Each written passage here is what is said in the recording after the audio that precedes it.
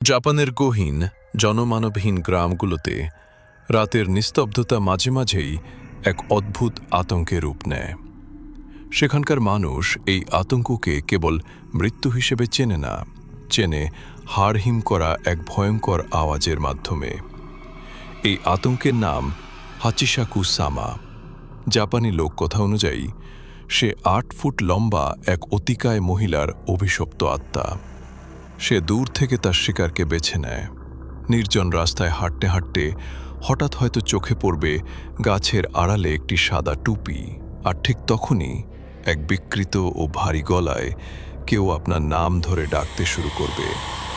অভিশপ্ত এই আত্মা একবার কারো পিছু নিলে বাঁচার জন্য সময় থাকে মাত্র ১ রাত।